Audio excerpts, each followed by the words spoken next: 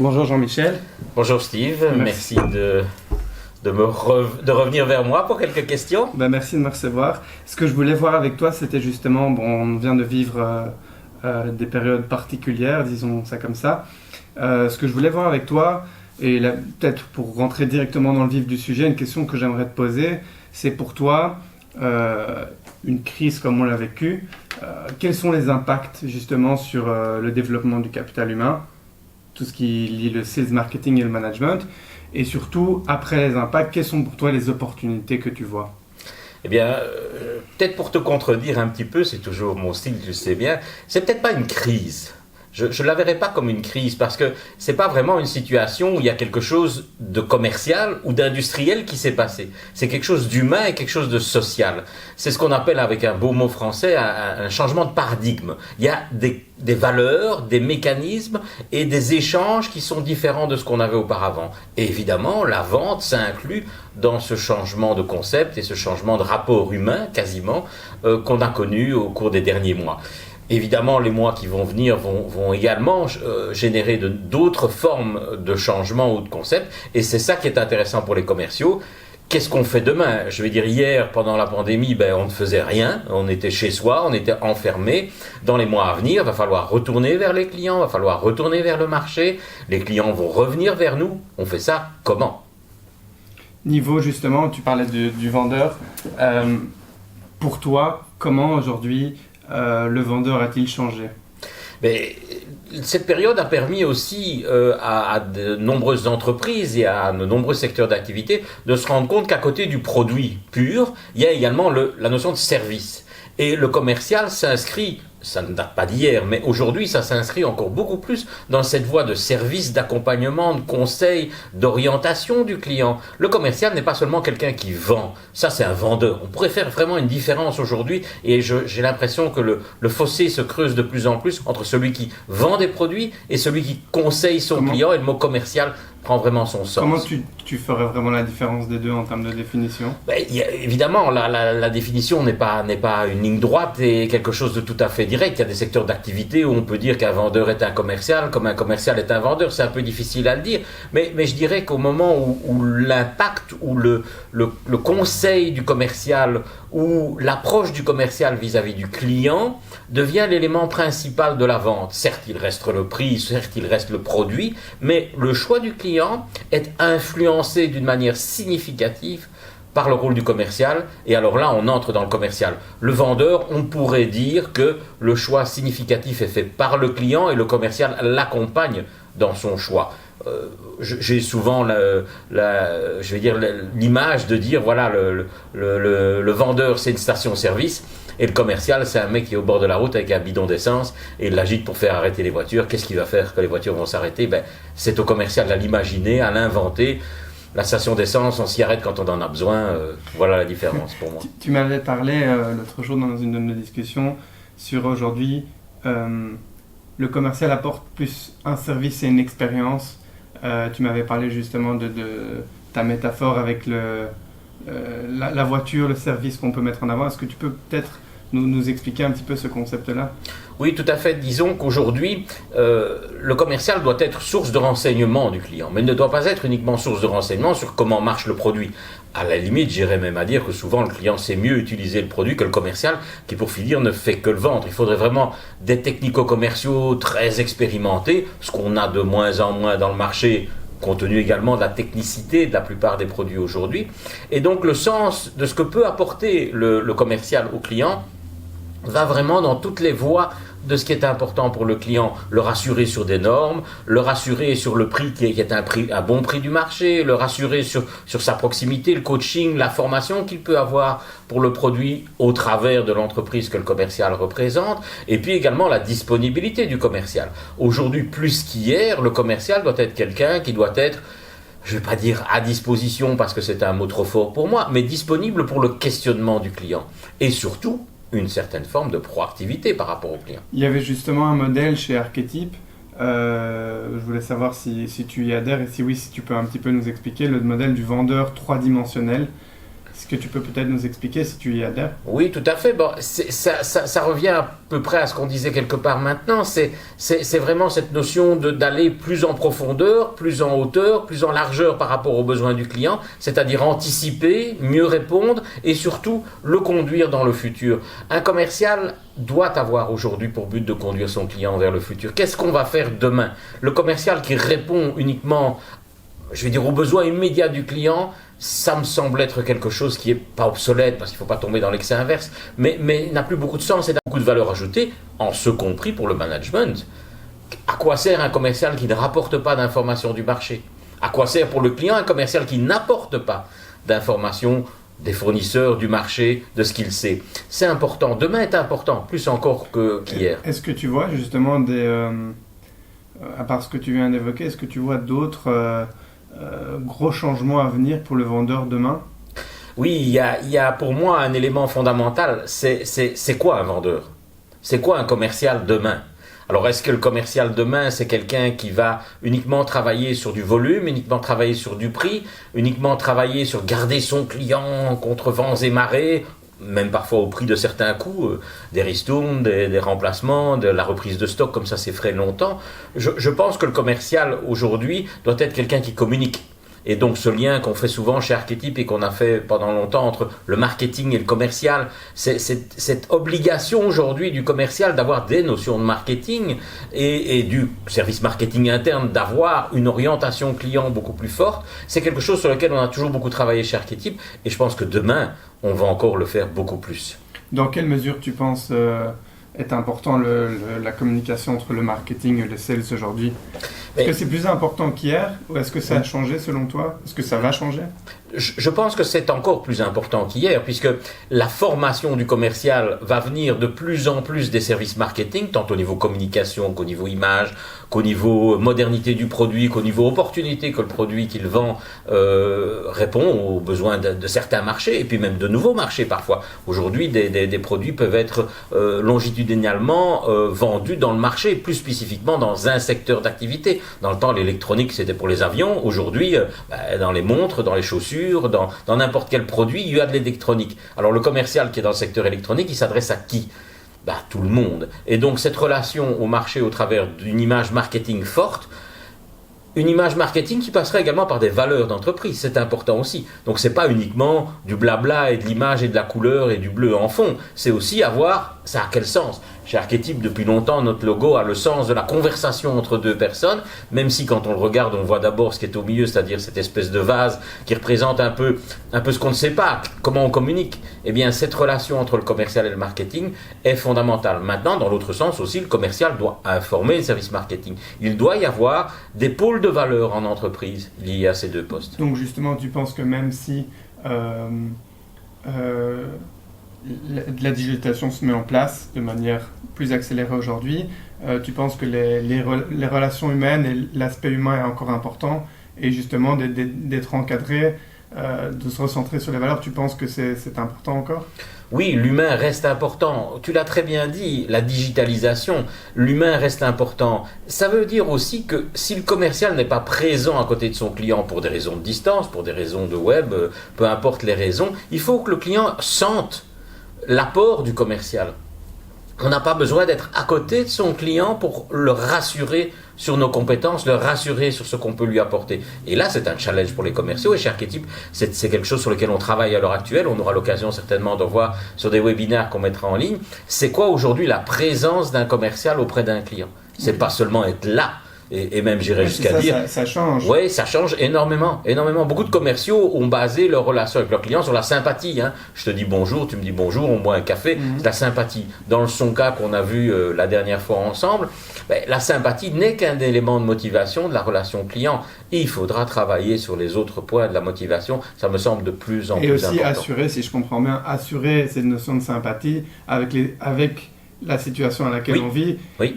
il faut la transporter en ligne, cette sympathie, ou tous les autres. C'est pas facile, hein. C'est pas facile, hein. On est tous critiques face à une image. Il est grand, il est beau, il est laid, il crache quand il parle. Il y a tous ces éléments-là qu'on voit à la caméra, tandis que quand on est en face à face, on n'a pas le temps de penser à tout ça. On a le bruit de l'autre, le volume de l'autre, l'effet fogging, comme on dit en termes techniques, le halo que la personne dégage.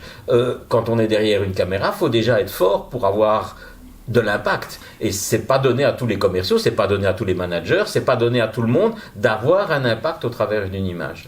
Et est-ce que, selon toi, les compétences, voilà, tu dis le vendeur a changé de par les nouvelles dispositions dans lesquelles il se trouve. Est-ce que les compétences changent? Est-ce que quand maintenant vous évaluez des vendeurs, est-ce que vous prenez en compte justement ces nouvelles données-là, comme la distance, et est-ce que les compétences changent, et comment est-ce que vous faites justement pour évaluer ces nouveaux profils? Oui, certainement, les compétences, je ne vais pas dire qu'elles changent, parce qu'on ne va pas inventer des nouvelles compétences non plus, faut pas tomber dans l'excès inverse, on ne va pas demander aux commerciaux d'être des spécialistes de l'image et de la digitalisation, mais certainement, certaines compétences au niveau du questionnement de client, de la prise de notes, est également fondamentale. Lorsqu'on parle à 10 personnes via web sur la journée, je défie quiconque de se souvenir de ce qui s'est passé avec ces 10 personnes. Vous voyez 3 personnes sur la journée, vous pouvez vous rattacher à des événements, à des choses que vous avez mangées à midi. Votre souvenir va être olfactif et va être gustatif pratiquement de ce que vous avez eu avec l'autre. Quand vous en avez 10 sur la journée, c'est pas possible. Or, les commerciaux demain vont sans doute parler à leurs clients, peut-être à 10 clients sur la journée, et puis faire tout le reste de la semaine des offres. Une journée caméra, ben oui, dans le temps, les commerciaux étaient sur la route. Demain, est-ce que les commerciaux seront encore sur la route? Certainement, j'exagère évidemment en le disant, mais donc des compétences de cet ordre-là sont importantes. Et liées à cela, une simple compétence, celle de la gestion du temps, est fondamentale. Un commercial a toujours son temps, c'est ce que disent en tout cas les managers ou ceux qui sont en interne. Hein. Il a tout le temps de faire. Non, un commercial travaille, il roule, mais c'est vrai que le temps perdu dans les embouteillages, le temps perdu avec un rendez-vous manqué, quelqu'un qui n'est pas là, aujourd'hui, cette proportion devient plus faible dans la gestion du temps du commercial de terrain. Donc, pouvoir utiliser son temps d'une manière intelligente et efficiente demande au commercial des compétences qu'aujourd'hui on doit plus encore mesurer qu'hier au niveau de la gestion du temps. Et est-ce que selon toi, on peut aujourd'hui recruter, évaluer un profil ou bien faire du coaching uniquement en ligne? On peut toujours tout faire. On peut toujours tout faire en ligne. On n'a pas toujours besoin de la présence de l'autre pour évaluer certaines choses. Voilà, dans quelle mesure? Voilà, maintenant j'ai du mal à te dire que moi... un vieux routier, je peux, avec 1 heure de conversation par web, dire à mon client, c'est le bon. Oui, on pourrait le dire, mais parce qu'on a fait des tests auparavant, chez Archetype, on ne se base pas uniquement sur je le sens bien, on se base sur des éléments concrets, des évaluations, des jeux de rôle, des mises en situation. Rien n'interdit de faire un jeu de rôle avec une caméra, ça ne pose pas de problème. Hein. Donc il y a certaines choses qu'on peut faire, il y a des choses qu'on peut faire peut-être même mieux qu'auparavant, au niveau de ce qui est l'impact de l'autre par rapport à notre conversation, par rapport à la conversation, se mesure parfois encore mieux lorsque on est en caméra. Et donc faire cette évaluation, ce que nous faisons chez Archetype qu'on appelle le sales scan, où on peut voir toute une série de candidats et les évaluer dans une entreprise, je pense que la présence est encore importante. Mais en tout cas, certainement, une première approche d'une candidature, une première approche d'un partenaire, mais le quotidien... il faut quand même un peu d'humain, on reste des animaux et là c'est problématique. Maintenant c'est aujourd'hui, dans 6 mois tu me reposes la question, j'aurais peut-être changé d'avis, excuse-moi. Pour les formations c'est aussi la même chose si je comprends bien. Oui. Il y a une partie qui se fait en ligne et une partie qui dans quelle mesure c'est... Quelle partie selon toi est importante en ligne et quelle partie selon toi c'est indispensable de se voir? Mais il y a toujours une part d'information qu'on transmet en tant que formateur. Donc il y a des savoirs qu'on transmet, ça sert aussi une formation.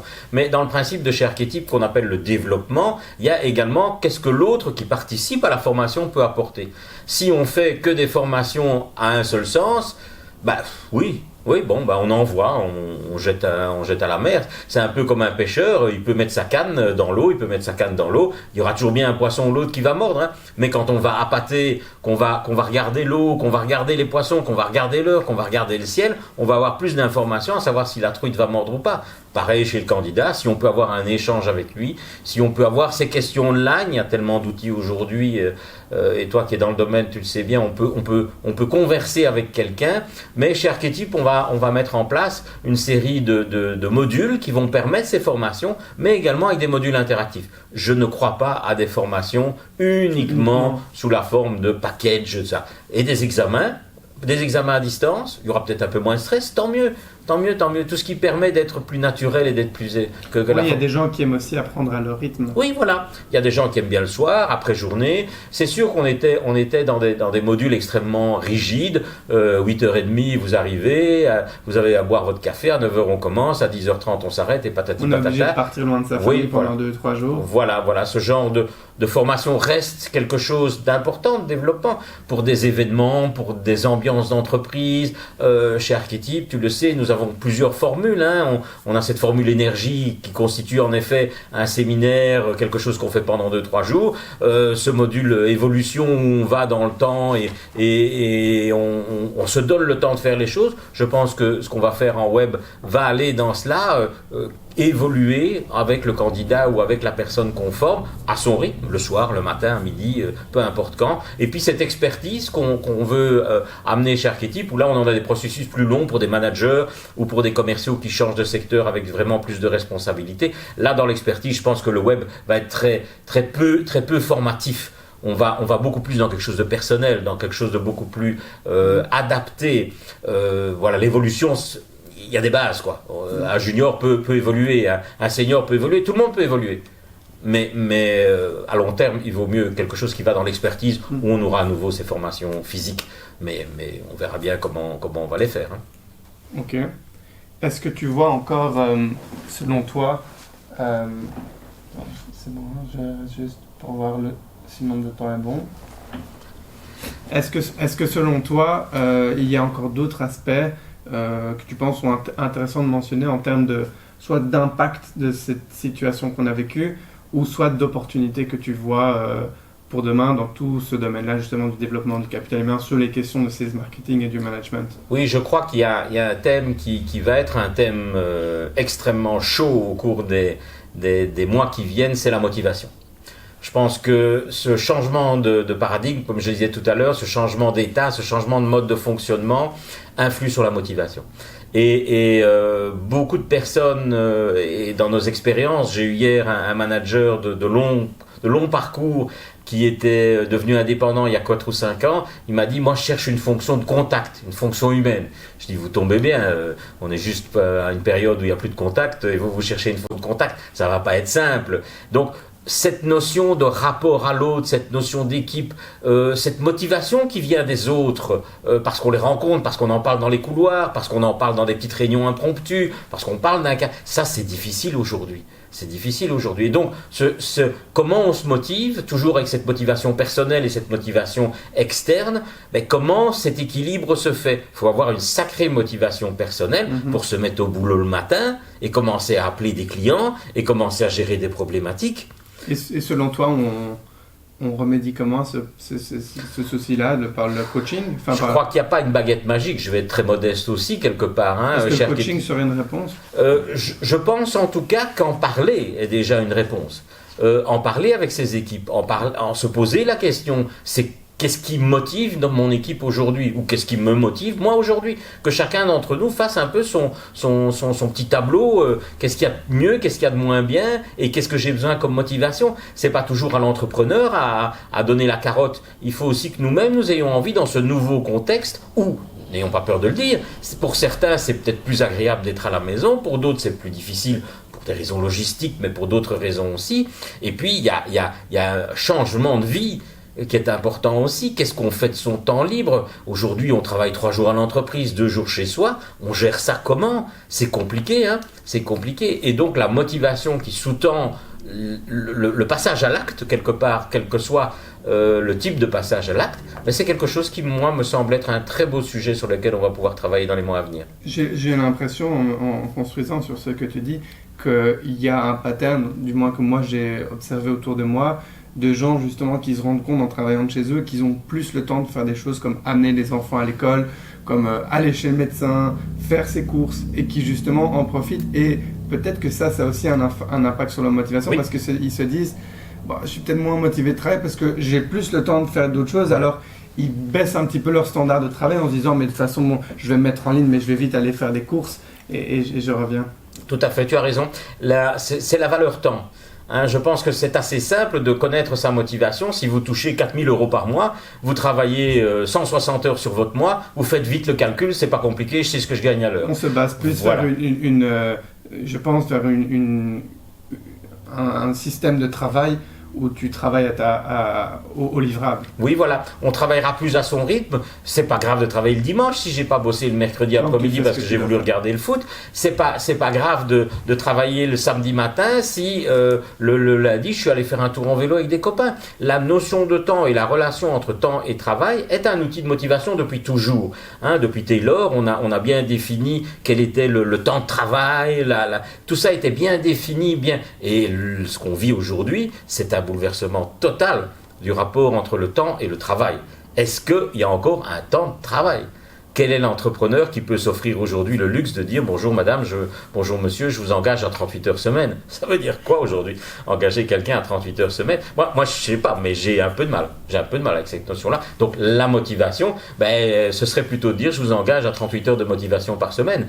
On partirait dans un axe comme ça. Et alors là, dans un recrutement, un bureau comme le nôtre devient important parce que nous pouvons mesurer cette motivation, non pas je te séduis, tu me séduis entre un patron et un futur employé, mais nous sommes neutres, nous avons cette distance et on peut mieux motiver une réelle recherche de motivation du candidat ou de la personne en prenant notre temps, en reposant ces questions-là sur la motivation, qui me semble être un élément très important. Et justement, pour conclure, concernant ce que tu dis, pourquoi Archetype justement dans tout ce contexte-là ? Qu'est-ce qu'Archetype peut faire pour justement aider ou accompagner ses clients ? Qu'est-ce qu'on peut faire ? Je vais être un peu présomptueux. Ce qu'on fait depuis 28 ans, mettre l'humain au centre. L'humain reste au centre, que ce soit l'humain en entreprise ou l'humain qu'on recherche ou qu'on forme ou qu'on développe. Et donc, rester sur l'humain, quel que soit le canal qu'on utilise, ne va pas changer pour Archetype. Ça reste notre objectif. Mais cet humain, nous devons, comme est notre rôle, c'est-à-dire mesurer certains paramètres de compétence, mesurer également certains paramètres de motivation dont je parlais il y a quelques instants, mesurer aussi certaines compétences peut-être un peu plus importantes. Et là, le rôle d'Archetype, c'est d'aller avec un client dans cette phase de l'ARD que nous faisons, d'analyser convenablement quelle est la structure de travail de l'entreprise d'aujourd'hui, quitte à la remettre vraiment à plat avec le client, procéder au recrutement en fonction des paramètres qu'on a définis ensemble par cette analyse, et puis si on a des manquements, et de 28 ans d'expérience, c'est rare d'avoir un recrutement où il n'y a pas des manquements, travailler dans ce développement, qu'il soit développement individuel, qu'il soit même développement du manager qui vient d'engager, qui se rend compte qu'étant donné que l'autorité, c'est peut-être plus le seul outil qu'il va utiliser demain, je fais quoi ? Travailler avec lui dans ce développement personnel pour que l'entreprise fonctionne mieux. Archetype reste dans cet objectif qui est toujours le sien, que l'humain soit bien au sein d'une entreprise efficiente. Et ça, c'est notre credo depuis 28 ans et je le revendique haut et fort comme étant peut-être une spécificité d'Archetype et une raison pour travailler avec nous, oui. Merci beaucoup Jean-Michel pour cet entretien. Toutes les informations sont disponibles dans la description ou sur le site web. Je te remercie, c'était vraiment une conversation très agréable. Merci à toi Steve. Je suis content de te revoir pour une prochaine discussion bientôt. Avec grand plaisir.